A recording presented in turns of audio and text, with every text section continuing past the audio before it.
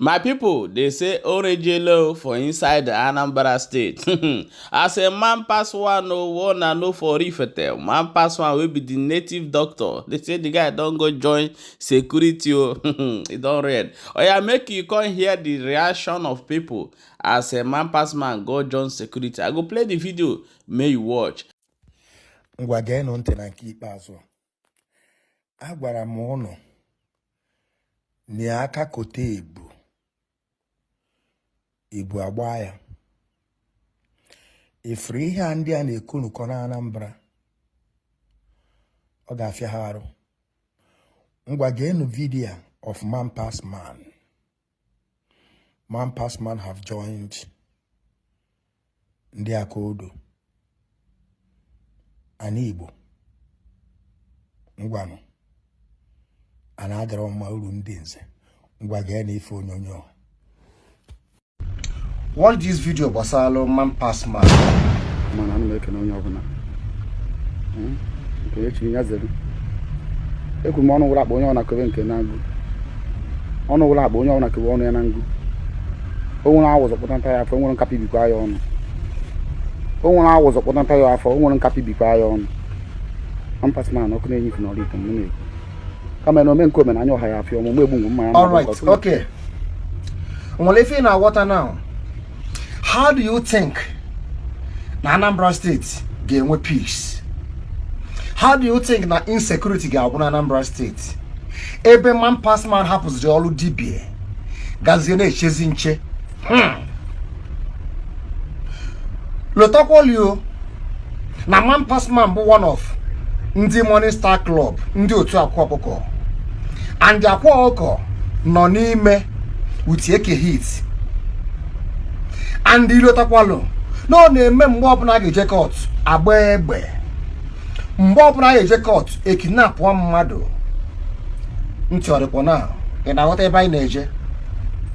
A Bob was the man pass man who was a second man in command, dear Kwakoko. By the lead change overnight. If honor only leave Indiani Silani, I got her. Nezie men who recruit you.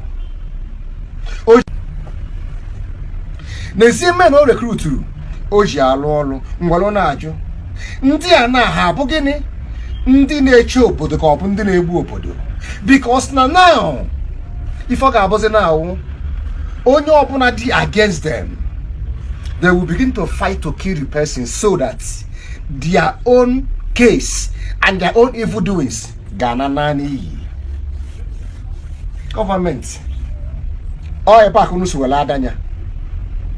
There are some people who got put on for security. A me fancy arrest because na a man se munonye na lolo anene all a second in command. A bula anene yarapunya. No. O man kuse. So a man sim na kwa oko. Asinso abali me back na ezuru na obu he na eme. It's a lie. Ndi otu e na aside. Ndi otu e na akompompo ka afrat na as na oga ha. Like a docha, the man pass man. Like I say, Kakan, she can the youths, ne blend the fa. All the farm, Mepoluna, or so local government. To the fa. Ega Maruru, give an answer. Ega wo, Ega Kototo. Or the fa be the Lebawa. Mbone ebido ana ekili before you know it ha gozie terror maka na mbido akwa na ala arụ mana akwabazi odabazie ndị Anambra ga careful now because if I'm getting critical time the same people ga na olu dibie me olu dibie ogozi olu ife na amu ogozi olu ikui. Now they have changed their narratives and their movements, but into security.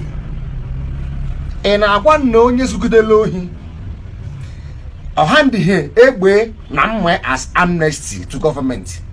Overnight or turn of security. No, he can't do well. Only if I know. And if I na chachoti a ga na-ebulu ndị mmadụ closely because iwu ọchịa na ka esi were egbu ndị mmadụ eferat na a na-egbu ha on target a na-aga deep their history. Ema why?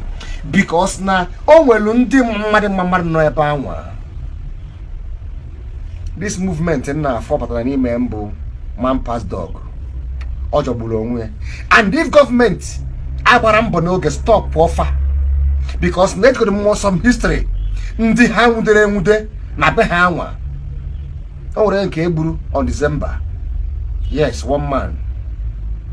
Eji video ebe a gbagbo the man. Ebe ochi na the man o kidnapụrụ mmadụ. O mesi onye asị na kidnapụrụ afụ ha last 2 months. Mana he go the man.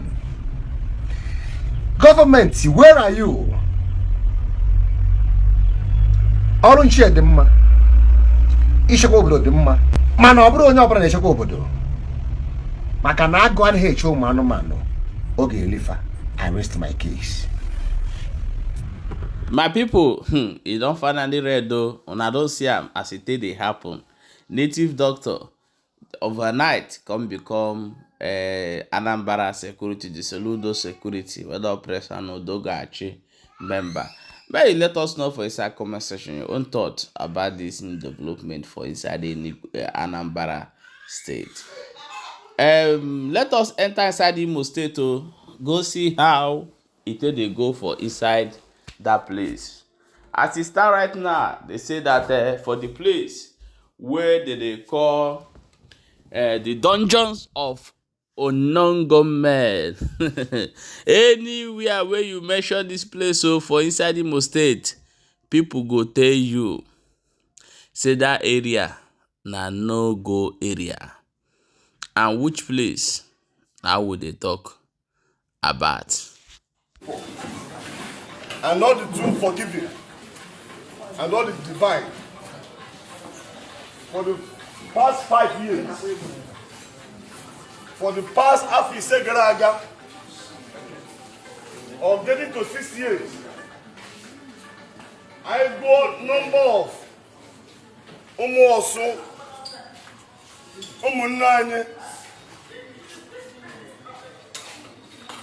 Abugoro, where I'm more render family useless. Render my body useless. Also, I've lost so much. Property destroyed. On the name of Lumutoro Biafra. Innocent people have been killed. One day. For the past 5 years, almost 90 Fulani no need more here. One Fulani man. Our brothers, one neck worker, he come again and hands or Allah. As soon as one neck he put a sacrifice, and then one opportunity to right the wrong. A brain and as much as people involved, Manda collaborator, Manda Baris, Manda Profone, Goye Bimunia, as much as who did not come here today, after today, all the security, my police, my vigilante, all the security apparatus, all of us must declare them wanted. Yes. Oh no, Moronia not worrying yet, or I don't have open place, or arrest. But only not here, and still have more to hide. Some of them not here. Activities while you are in that list already know with DSS. Opportunity is to free yourself, to tell the truth, no matter how difficult it is. Obanuru na ebere gwa la tisi demesi ebe na benga gwise noche tupu ya onya ho after today.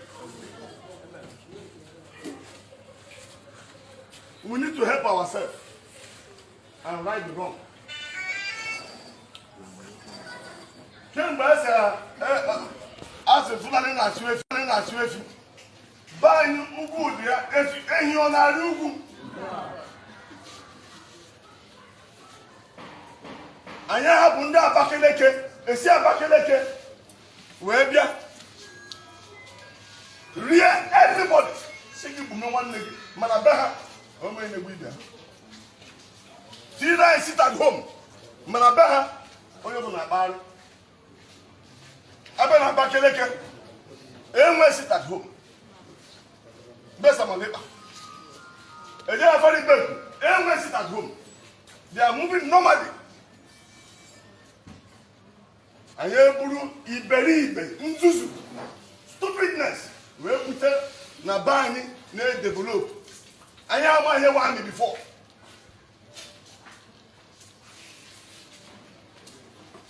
That's for another day. Ihe ebira here bụ o tekiri anyị a lot of effort ndị ọdịmma ọsụ.